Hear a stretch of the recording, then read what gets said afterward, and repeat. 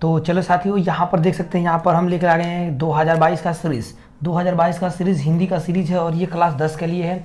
और क्लास 10 के लिए ये विद्या का क्वेश्चन बैंक है और मैं इस विद्या के क्वेश्चन बैंक को पूरा डिटेल्स में एनालिसिस करेंगे, यानी कि पूरा बताएंगे कि आपके बोर्ड एग्ज़ाम के लिए बहुत ही ज़रूरी है और बोर्ड एग्ज़ाम में कौन कौन से क्वेश्चन पूछे जाते हैं उसके बारे में मैं यहाँ पर डिस्कशन करने वाला हूँ। तो क्या करना है, आपको वीडियो को लास्ट तक ज़रूर देखना है। देखिए, ये क्लास 10 के लिए है और बिल्कुल हिंदी का पेपर है और हिंदी का पेपर है और मॉडल पेपर के जैसा ही मैं बताऊँगा। लेकिन एक बात मैं बता दूँ कि इस वीडियो में मैं आपको 2022 की जो सीरीज़ है, 2022 की सीरीज़ है, इस सीरीज में मैं ट्रिक लगवाऊंगा और ट्रिक लगवाने के साथ साथ वही ट्रिक लगाया हूँ जो क्वेश्चन पढ़े जाते हैं। यानी कि बस यही क्वेश्चन आप अगर पढ़ के जाते हैं तो आप, मैं वादा करता हूँ, आप बढ़िया स्कोर करके आएंगे। यानी कि 80+ मैं गारंटी देता हूँ कि आप धुआं धुआं कर दोगे। बस इस सीरीज़ को एक बार देख लीजिए, यानी कि यह वीडियो को एक बार देख लीजिए। यह वीडियो कम से कम 20 मिनट या 10 मिनट की अंदर में ही होगी, यानी कि 10 से 20 मिनट की वीडियो है। प्लीज़ एक बार ज़रूर देखिएगा और 24 घंटे में मैं गारंटी देता हूं कि 24 घंटे में 80+ लाने का अनुभव आपके पास प्राप्त हो जाएगा। जो चीज़ मैं बता रहा हूं बिल्कुल आपको उसी चीज़ को पढ़ के जाना है, फालतू की चीज़ें नहीं पढ़ना है। चलिए वीडियो को स्टार्ट करते हैं, ज़्यादा समय नहीं लेंगे। मेरा नाम है अजय चौहान और आप देख रहे हैं हमारे बेसिक कोचिंग सेंटर को। तो प्लीज़ चैनल को सब्सक्राइब अभी मत करिएगा।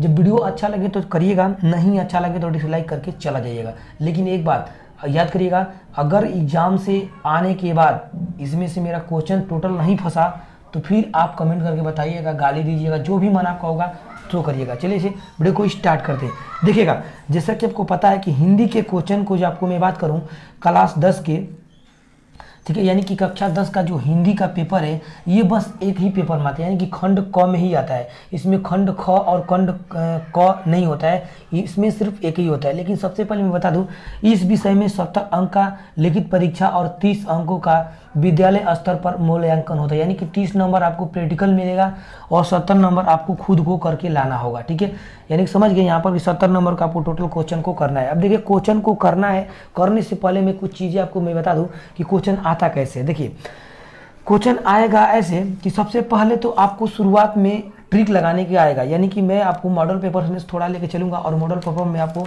थोड़ा दिखाऊंगा। देखिए, मॉडल पेपर मैंने निकाल लिया है। देखिए, वार्षिक परीक्षा मॉडल पेपर और ये हिंदी का है, क्लास 10 का प्रश्न पत्र, केवल प्रश्न पत्र है, इसमें कोई भी हल नहीं है, बस प्रश्न पत्र दिया गया है। देखिएगा,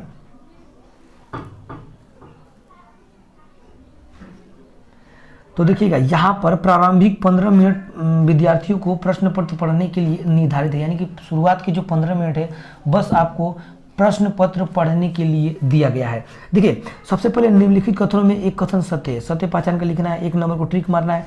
देखिए, सबसे पहले आपको शुरुआत में ही 5 नंबर ऐसे आएंगे जो कि बस ट्रिकली मारने जाएंगे। उसके बाद प्रेमचंद के हजारी प्रसाद उपन्यास और प्रतिया जो कवियों के नाम है वो पूछा जाएंगे। यानी कि जो चीज़ पूछा जाएगा, तीसरा क्वेश्चन में गद्यांश पद्यांश पूछा जाएगा और आपको क्लास 10 में एक जीवन परिचय पूछा जाएगा कवि का, लेखक का, और हिंदी में अनुवाद करना है संस्कृत को। ठीक है, यहाँ पर देख सकते हैं कि हिंदी में अनुवाद करना है संस्कृत को। उसके बाद एक श्लोक लिखना है अपने पाठ्य पुस्तक जो इसमें ना आया हो। उसके बाद करुण और हासरस और यही चीज़ आपको। उसके बाद यहाँ पर बलियस होंगे तो क्या करना है आपको, कर्ण खंड काव्य के बारे में पढ़ना है। अदर जीलेस होंगे तो अदर को पढ़ना है, लेकिन इसके बारे में ही मैं डिस्कस करूंगा। चलिए, 3 मिनट आपको ले लिया मैंने, अब शुरू करते हैं। शुरुआत से ही मैंने क्या क्या ट्रिक लगाया हुआ है। चलिए देखिएगा, पहला क्वेश्चन के बारे में हम बात करेंगे यहाँ पर। तो सत्य और असत्य के बारे में आप लोग पढ़ नहीं पाएंगे, क्योंकि जितना भी पढ़ेंगे वो फंसेगा नहीं जल्दी। तो सत्य और असत्य के बारे में छोड़ दीजिए। ठीक है, सत्य असत्य मत पढ़िए कोई भी।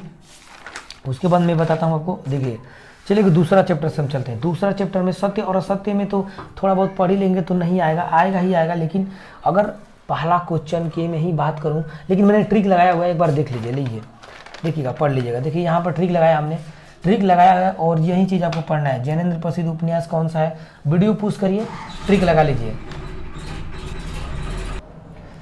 चलिए नेक्स्ट पेज लीजिए। नेक्स्ट पेज में भी मैंने जो जो ट्रिक लगाया हुआ है, विद्या क्वेश्चन बैंक लिए होंगे अगर विद्या क्वेश्चन बैंक, तो जो जो मैंने ट्रिक लगाया हुआ वीडियो पुश करके ट्रिक लगा लीजिए।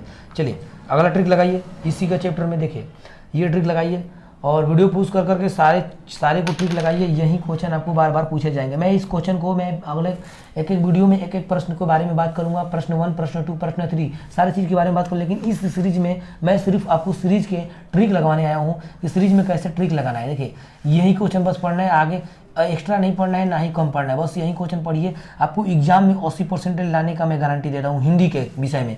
बाकी आगे जैसे जैसे क्वेश्चन आपको आएंगे मैं बताता जाऊँगा। चलिएगा, इतना चीज़ हो गया, बस छोड़ दीजिए। अब देखिए आगे आते हैं हम लोग क्वेश्चन नंबर दूसरे पे। और क्वेश्चन नंबर दूसरा में क्या पूछा जाएगा, तो क्वेश्चन नंबर दूसरा में आपको पूछा जाएगा हिंदी पद साहित्य का संक्षिप्त इतिहास, यानी कि हिंदी पद साहित्य का संक्षिप्त इतिहास आपको लिखना है, यानी कि उसके इतिहास के बारे में बताना है, यानी कि उसके बारे में जो छायावादी थे क्या क्या थे सारी चीज़ आपको लिखना है, यानी कि इसमें एक बार पढ़ लेना है। लेकिन मैं यहाँ पर ट्रिक लगाया हूँ, एक बार देख लीजिए। देखिए आगे इधर मैंने एक भी क्वेश्चन नहीं है, इधर एक भी क्वेश्चन पढ़ने लायक नहीं है। बस यहाँ पर देखिए मोस्ट इम्पोर्टेंट क्वेश्चन दूसरा चैप्टर का पेज नंबर 14 पे आ जाइएगा और देखिएगा यहाँ पर दिया है रीतिकाल के प्रमुख कवियों और उनकी रचनाएं लिखिए। रीतिबद्ध कवियों के किन्हीं 2 नाम का उल्लेख कीजिए। रीतिकाल यानी कि रीतिकाल से क्वेश्चन आता ही आता है, इसलिए मैंने इसको इम्पोर्टेंट कहा है और ये बिल्कुल आएगा, रट लीजिए, याद कर लीजिएगा। ठीक है, चलिए इसमें इतना ही हो गया।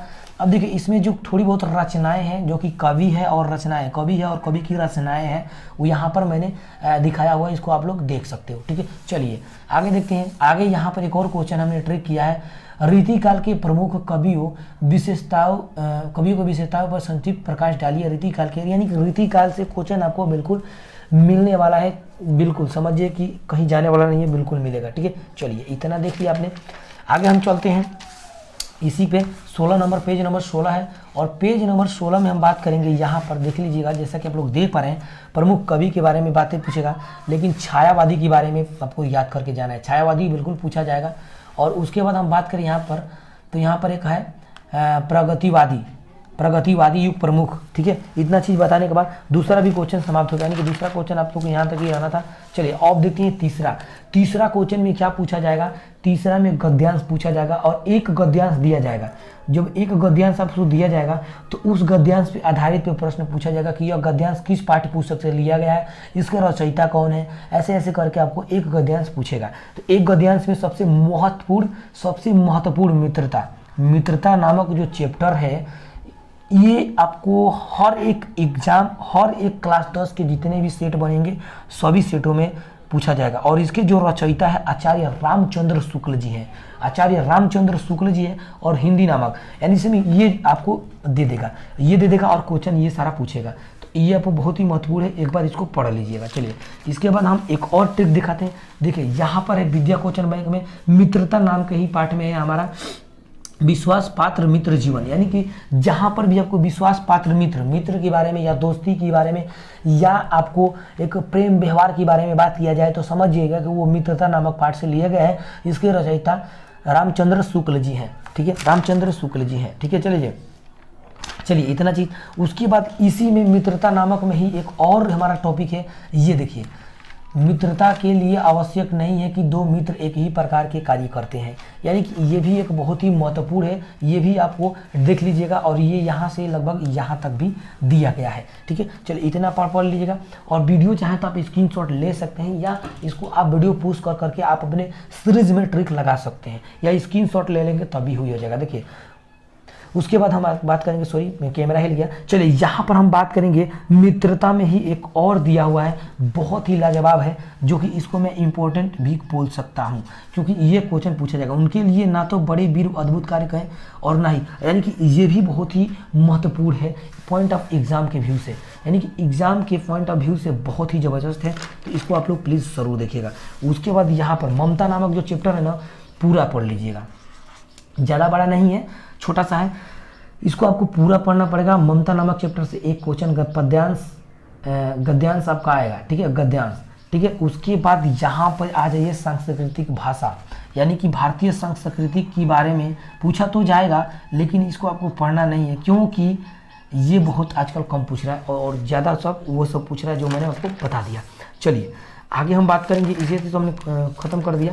आगे देखिएगा चौथा नंबर क्वेश्चन आएगा आपका पद्यांश के बारे में। ठीक है, कि पद्यांश पे संदर्भ हिंदी व्याख्या कीजिए, यानी कि पद्यांश के क्या करना है, हिंदी व्याख्या करना है। अब देखिए पद्यांश के हिंदी व्याकरण करना है तो इसमें कौन कौन से मोस्ट इंपॉर्टेंट है जो आपको पढ़ के जाना है एग्जाम में। 24 घंटे में तैयारी आपकी फुल हो जाएगी हिंदी की, ये मैं वादा करता हूँ आपको। 10 से 15 मिनट की वीडियो होगी बिल्कुल, ठीक है। चलिएगा देखिएगा, पहला सूरदास, यानी कि सूरदास के बारे में आपको पढ़ के जाना है। और सूरदास में सभी नहीं, देखिए ये मैंने पहला लगाया, सूरदास के बारे में मैंने दूसरा भी लगा दिया है, दूसरा भी आपको पढ़ के जाना है। देखिए गद्य हिंदी, उधो उधो मोदो ब्रज, यानी कि उधो मोहि ब्रज बिसरत नाही और चरण कमल पोर हरिराई, ये एक दोहा है जो कि बहुत बढ़िया दोहा है और ये बिल्कुल आने वाला ही है, बिल्कुल आएगा ही, ये मैं गारंटी देता हूँ आपको एग्जाम में, ठीक है। चलेगा एक और ये है एक भरोसा एक बल, यानी कि एक भरोसे एक बल, यानी कि ये भी क्वेश्चन आपको बार बार मैं देखने को मिलता है, पूछा भी जाता है। मैं बता रहा हूँ ना, ये चीज़ बस आपको पढ़ना है,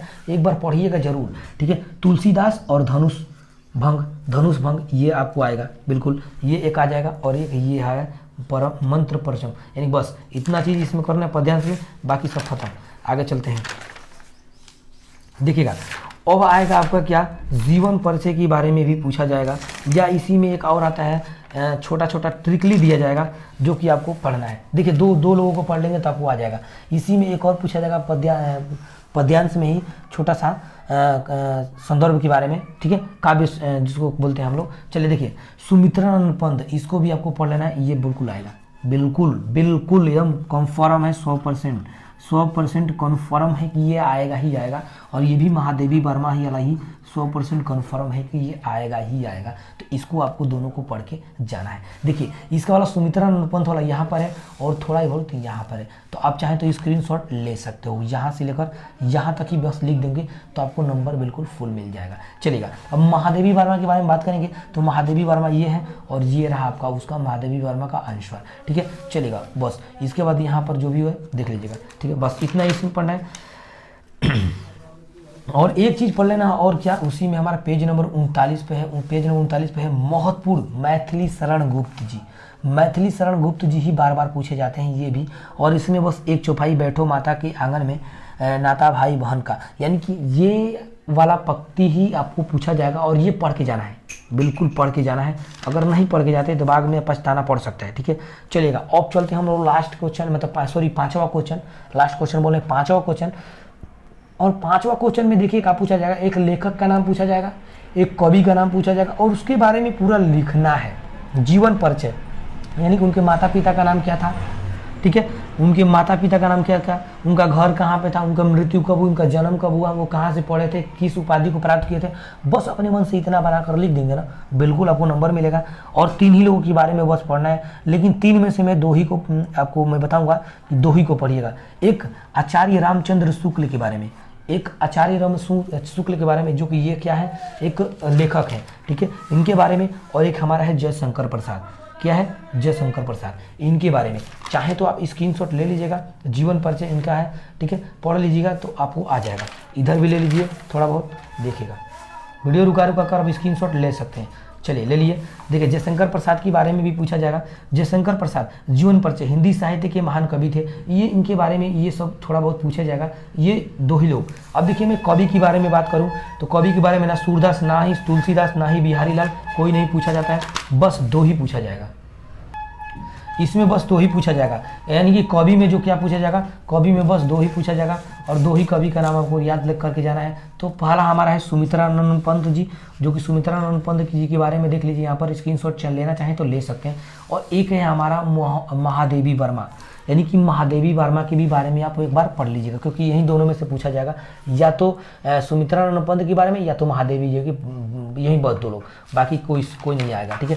चलिएगा अगला क्वेश्चन देखेंगे हम लोग, संस्कृत में आएगा और संस्कृत में इसको अनुवाद करना है, ठीक है। संस्कृत जो गद्यांश एवं पद्यांश का संदर्भ सहित हिंदी में अनुवाद कीजिए, ठीक है, संस्कृत गद्यांश सहित पद्यांश सहित हिंदी में अनुवाद कीजिए, आपको हिंदी में अनुवाद करके बताना है। देखिए हिंदी में अनुवाद करना बहुत ही महत्वपूर्ण है, लेकिन इसमें जो मैं बताऊं बिल्कुल वो रट लीजिएगा, वही क्वेश्चन आएगा बिल्कुल 100% गारंटी के साथ। देखिएगा वाराणसी, यानी कि वाराणसी जो है इसमें से बहुत ही क्वेश्चन पूछे जाते हैं। वाराणसी में आपको मैं पहला चैप्टर में दे रहा हूँ, पहला ही आपको ये वाला आएगा, बिल्कुल इसको एक बार देख लीजिएगा। और वाराणसी के बारे में जितना भी आपको समझ में आएगा हिंदी में लिखिएगा मिल जाएगा। लिखिएगा सबसे पहले संदर्भ के बारे में, मैं इसके बारे में नहीं बता रहा हूँ क्योंकि वीडियो लंबी हो जाएगी, मेरे पास ट्रिक लगाने आया हूँ, ट्रिक लगा लीजिए, यही क्वेश्चन आपको आएगा। एक आता है हमारा वीर पूजते, वीर पूजते, ठीक है, वीर वीर पूजते, इसको आप बोल सकते हैं, ठीक है। ये भी आप बहुत महत्वपूर्ण है आपके पॉइंट ऑफ व्यू से, ये भी चैप्टर आपको बहुत पूछा जाता है, ठीक है। उसके बाद चंद्रशेखर भक्त, ये पूछा जाता है लेकिन यही नहीं आएगा इस बार नहीं चांसेस है क्योंकि पिछली बार पूछा बहुत ज़्यादा था। चलिए अगला देखेंगे हम लोग, भारतीय संस्कृति, बहुत इंपॉर्टेंट है, बहुत 100% लिख लीजिएगा आएगा। भारतीय संस्कृति के बारे में 100% 100% आएगा, स्क्रीनशॉट ले लीजिए, यही एकदम सेम टू सेम आएगा। मानव जीवन रस और भारतीय संस्कृति बिल्कुल हूबहू बनेगा क्वेश्चन, तो इसको आप लोग जरूर स्क्रीनशॉट कर लीजिएगा या अपने लिख लीजिएगा। और यहाँ पर देखिए उसके बाद इसी में आएगा हमारा क्या, इसमें ही वाराणसी में ये आता है, छोटा सा क्वेश्चन आता है, ठीक है। वीर पूजते वाराणसी, और इसके बारे में थोड़ा बहुत पढ़ लीजिएगा, वीर पूजते भी पढ़ लीजिएगा, वाराणसी भी पढ़ लीजिएगा, ठीक है। वाराणसी के बारे में थोड़ा बहुत इतना सा है और वीर पूजते के बारे में इतना सा है, ये भी स्क्रीनशॉट लेकर पढ़ सकते हैं बस। और एक भारतीय संस्कृति के बारे में भी छोटा क्वेश्चन आएगा, ठीक है। ये चीज़ हो गया, चलिए खत्म।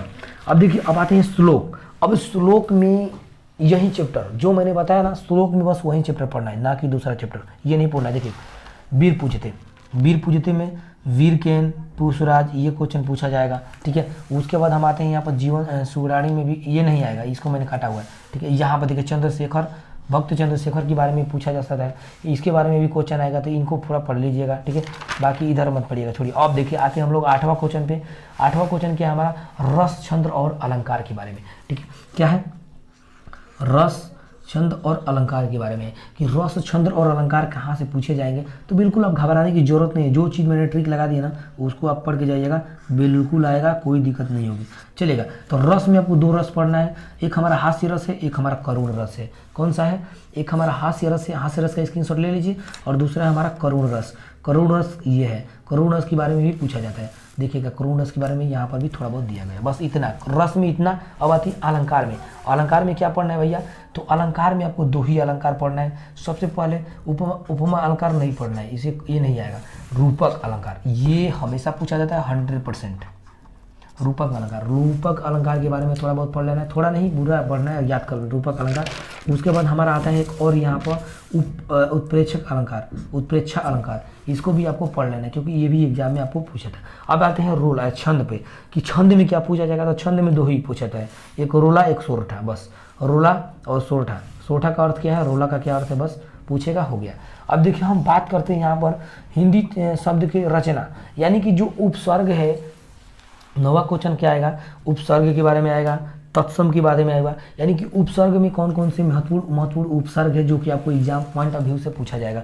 चलिए उपसर्ग के बारे में बात करेंगे, तो कुछ उपसर्ग के हमने ट्रिक लगाया हुआ, यहाँ पर देखिए अनु, यानी कि उपसर्ग किसको कहते हैं, जो आगे मलकर बनता है, जो आगे उसके मिले बने। देखिए अनु से, अन से अंशवर, अनुकूल, ये सब बन रहा है ना, अनु, ठीक है। अन, अनु और अति, अति, ये चीज़ तीनों है। और यहाँ पर है एक क्या है, सु है, परि है, उप है और अ है। ये चीज़ ट्रिक लगा लीजिएगा, इससे एक क्वेश्चन जरूर आएगा कि उपसर्ग लिखिए। उसके बाद हम आते हैं प्रत्यय। प्रत्यय मतलब क्या, लास्ट में जो जिससे जोड़कर बनता है उसे हम क्या बोलते हैं, प्रत्यय बोलते हैं। अब प्रत्यय में क्या आएगा, तो मैंने प्रत्यय में ये ट्रिक लगा दिया, बस इतना ही पढ़िए, प्रत्यय आ जाएगा, खत्म। देखिए प्रत्यय दिया है, प्रत्यय मैंने हमें इतना लगाया, स्क्रीनशॉट कर लीजिए, इतना ही आएगा, आई त इसके बारे में ही। अब देखिए समास, अब समास विग्रह में क्या आता है, समास विग्रह में 2 ही चीज़ पूछा जाएगा, एक तो हमारा द्वंद्वी समास, एक कहता है दंतु समास, ठीक है, यही दुग्ध और दंतु, ठीक है। इसको पढ़ने थोड़ा मैं लड़फड़ाता हूँ, तो प्लीज़ इसको इग्नोर करिएगा, ठीक है, चलेगा बस। उसके बाद हम यहाँ पर बात करेंगे, इसे हम छोड़ देते हैं आगे। अब देखिए संधि के बारे में बात करेंगे, यहाँ पर क्लास 10 में जो लास्ट में एक संधि पूछा जाएगा 2 नंबर का, ठीक है। संधि विच्छेद करते वो 8 नंबर का 2 नंबर का पूछा जाएगा, संधि विच्छेद क्या, फलान ठिकान, बहुत सारा अनुवाद सब।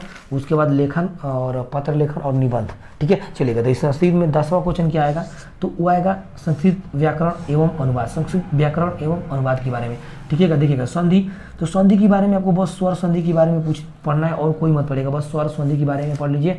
स्वर संधि आपका यहीं से पूछा जाएगा, स्वर संधि से। और उसके बाद हम धातु रूप नहीं आता है ज़्यादा, लेकिन एक बार थोड़ा सा बहुत पढ़ लीजिएगा। धातु रूप में याद करना पड़ता है कि प्रथम वचन कौन सा है, दूसरा वचन कौन सा है, तीसरा वचन, जो देखिए महत्वपूर्ण है मैंने बता दिया, लेकिन ये महत्वपूर्ण नहीं, इसको छोड़ दीजिए, कोई दिक्कत नहीं, चलेगा। अब देखिएगा तो हिंदी में अनुवाद कीजिए, जो कि आपको पूछा ही जाता है, हिंदी में अनुवाद कीजिए। अब हिंदी में अनुवाद करना भाई, अब आता है, बहुत बढ़िया। देखिए हिंदी में अनुवाद करने का मैंने ट्रिक लगाया, हिंदी में अनुवाद कीजिए जो आप मोहन वाराणसी जाएगा, एक तो ऐसा क्वेश्चन आएगा, मोहन या सोहन वाराणसी जाएगा या आएगा, ऐसा क्वेश्चन एक बार जरूर आएगा। ठीक है, अब देखिए वृक्ष में फल गिरते हैं, ये भी आएगा। वाराणसी के किनारे गंगा है, ठीक है, वाराणसी गंगा के किनारे हैं, गुरु जी की आज्ञा का पालन करना चाहिए, ये सब बनता है। ठीक है, ट्रिक लगा लीजिएगा। चलिए ये 2 है, यहाँ पर 2 है, बस खत्म। अब चलिए आगे देखते हैं हम लोग लास्टवा क्वेश्चन, 11वां क्वेश्चन। 11वां क्वेश्चन में क्या आएगा, तो 11वां क्वेश्चन में आएगा हमारा निबंध लिखना, यानी कि एक चीज़ पर आपको निबंध लिखना है। और निबंध कैसे लिखना है वो भी चीज़ मैं बताऊंगा, लेकिन इस वीडियो में नहीं। इस वीडियो में बताने आया हूँ कि कौन कौन से आपको पढ़ना है। देखिए निबंध के बारे में हम बात करेंगे तो यहाँ पर निबंध इधर से नहीं आएगा, नहीं मैं निबंध दिखा देता हूँ कौन सा निबंध आपको आ सकता है। देखिए सबसे पहले यहाँ पर निबंध आएगा प्रदूषण के बारे में, क्योंकि हर एक एग्जाम में प्रदूषण के बारे में पूछा जाता है, हर एक एग्जाम में प्रदूषण के बारे में पूछा जाता है। तो प्रदूषण आपको पढ़ना है, प्रस्तावा लिखना है, प्रदूषण का अर्थ लिखना है। प्रदूषण स्क्रीनशॉट कर लीजिए आप लोग, वीडियो पूछ करके ट्रिक भी लगा सकते हैं, या आपके पास सीरीज होगा तो वहाँ से सीरीज से आप लोग देखकर बिल्कुल पढ़ सकते हैं या लिख सकते हैं। चलिए यहाँ पर भी स्क्रीनशॉट मार सकते हैं, यहाँ पर थोड़ा बहुत है, यहाँ पर भी मार लीजिए। ठीक है, उसके बाद हम ये छोड़ के अब आगे दिखाते हैं। इसी में निबंध किस पे पूछ सकते हैं, 2 चीज़ पे, एक हमारा पूछेगा जनसंख्या वृद्धि पे या प्रदूषण पे। ठीक है, तो जनसंख्या पे या प्रदूषण पे आप लोग लिख सकते हैं। ठीक है, चलिए और एक देखिए जनसंख्या और प्रदूषण। अब सबसे पहले तो मैं बता दूं कि आज की डेट में सबसे ज़्यादा पूछा जाएगा लॉकडाउन के बारे में, कि लॉकडाउन पे क्या क्या समस्या हुई, इस पर आपको एक निबंध लिखना है। तो ये तो आपको पढ़ के ही जाना है, ये तो आपको पढ़ के ही जाना है, इसको छोड़ना नहीं है। ये ध्यान दीजिएगा कि लॉकडाउन पे जो समस्या है, लॉकडाउन का समाधान और समस्या, यानी कि क्या क्या हुआ था, और कोरोना वायरस के बारे में, और जल थोड़ा पढ़ लीजिएगा, जल प्रदूषण का प्रयोग, जल ही जीवन है क्या है, सब ऐसे ऐसे पढ़ लेंगे तो आपको अपने मन से बनाकर लिख देंगे। चलेगा, मैं बताना है इस वीडियो में, बस ट्रिक लगा रहा हूँ कि ये पढ़ना है। चलिए उसके बाद में जैसे ही वीडियो खत्म होगी मैं डिटेल्स में वीडियो डालूंगा, एक एक प्रश्न के लिए एक एक वीडियो बिल्कुल प्रोवाइड होगी। वीडियो को चैनल को सब्सक्राइब करके जुड़ जाएगा, अगर जो अच्छा लगे तो, नहीं लगे तो छोड़ दीजिएगा। ठीक है, चलिएगा स्वपठित खंड काव्य, यानी कि जो आपको पढ़ाया हुआ है खंड काव्य, उसके बारे में आपको आधारित प्रश्न पूछे जाएंगे, और उसके बारे में जो आधारित प्रश्न पूछे जाएंगे वो कैसे पूछे जाएंगे। तो सबसे पहले तो मैं बता दूं, जैसे मान लीजिए कि एक कर्मवीर है, कर्मवीर भरत है, तो कर्मवीर जो भरत है, ये सारे जिलों को नहीं करना है। जैसे बलिया जिले के लिए अलग है, देवरिया जिले के लिए अलग है, मऊ के लिए अलग है, वाराणसी के लिए अलग है, मतलब सारे के लिए अलग अलग है। तो आपको क्या करना है, यहाँ पर देखना है मेरठ, फैजाबाद है, फरुजाबाद, रायबरेली जनपदों के लिए, विद्यार्थियों के लिए है। ठीक है, इसमें सबसे पहले तो आपको जो खंड काव्य है, खंड काव्य, सबसे पहले खंड काव्य के आपको कहानी की जानकारी होना चाहिए कि कहानी क्या पूछा जाता है, कहानी है क्या। तो सबसे पहले तो कहानी पूछा जाएगा, अवश्य पूछा जाएगा, तो फिक्स है, 100% फिक्स है कि कहानी के बारे में पूछा जाएगा। तो कहानी आपको संक्षिप्त में याद होना चाहिए कि कहाँ से शुरुआत होती है, कहाँ तक खत्म होती है, कैसे कैसे। तो कहानी तो संक्षिप्त में लिखना ही पड़ेगा। अगर कहानी नहीं आता है तो आपको पूछेगा प्रथम सर्ग, दूसरा सर्ग, तीसरा सर्ग, ऐसे ऐसे। अब देखिए हम लोग बलिया जिले से, तो बलिया जिले में सबसे ज़्यादा क्या पूछा जाता है, तो कौन खंड काव्य के बारे में पूछा जाता है, यानी कि कौन खंड काव्य के बारे में। अब देखिए कौन खंड काव्य के बारे में बलिया जिला में ये है, और अलीगढ़, जौनपुर, और ये सब कौन खंड काव्य के बारे में है। देखिए यहाँ पर कौड़ी खंड के बारे में क्या पूछा जाएगा, कौन खंड काव्य की कथा वस्तु सापेक्ष, यानी कि सारांश संक्षेप में लिखिए, यानी कि संक्षेप में बताया है कि कौन खंड के क्या होता है, कौन अपने माता पिता के, जो समझते हैं आप लोग कि दान में दे दिया, तो इसी में है। कृष्ण भगवान के बारे में है, और कर्ण के बारे में ये कथा है, एक बढ़िया कथा है, पढ़ेंगे तो आपको समझ में आ जाएगा। देखिए इसी तरह अब इसमें कुछ क्वेश्चन ऐसे भी पूछ सकता है कि प्रथम सर्ग के बारे में लिखिए, प्रथम सर्ग में जो आता है वो उतना लिख देना है। दूसरे पाठ, यानी कि सर्ग मत बोलिएगा, सबसे मैं आसान तरीका बताऊँ समझने का, तो सर्ग नहीं बोलेगा कि प्रथम भाग, दूसरा भाग, तीसरा भाग, यानी कि इसको भाग समझिएगा। मतलब ये सर्ग है लेकिन भाग समझेंगे तो आपको अच्छी तरीके, यानी कि पहला भाग में ये हुआ था कांड, दूसरा भाग में ये कांड हुआ था, इसी तरीके से लिखना है। बस इतना कौन खंड काव्य के बारे में लिखने खत्म। अब इसके बाद आपका जो हिंदी का पेपर है खत्म हो गया, यानी कि 24 घंटे में इतना पढ़ लेंगे ना बाबू, मैं वारंटी देता हूँ आपको कि 80+ से कोई नहीं रोकने वाला है आपको। 80+ लाओगे, ये मैं गारंटी देता हूँ, वादा करता हूँ आपको पढ़ के जाना है। अभी आपके पास आज 21 तारीख हो गया, 21 तारीख आज हो गया, अभी आपके पास कितना समय है, तो 22 से 23 है, यानी कि 2 दिन, यानी कि लगभग 48 घंटा। 48 घंटा में कम से कम आप 24 घंटा हिंदी को दीजिएगा बस, और अदर को मत दीजिएगा, बस हिंदी को 24 घंटा हिंदी को दे दीजिए, आपका हिंदी लाजवाब हो जाएगी, 80% नंबर पा जाएगा। चलिए अब वीडियो को सब्सक्राइब, चैनल को सब्सक्राइब, लाइक जो भी करना हो कर दीजिएगा, नहीं करना हो छोड़ दीजिएगा। चलिए थैंक यू, वीडियो अच्छा लगे लाइक करके चैनल को सब्सक्राइब करिएगा, नहीं लगे तो डिसलाइक करके चला जाएगा। Thank you, Vande Mataram.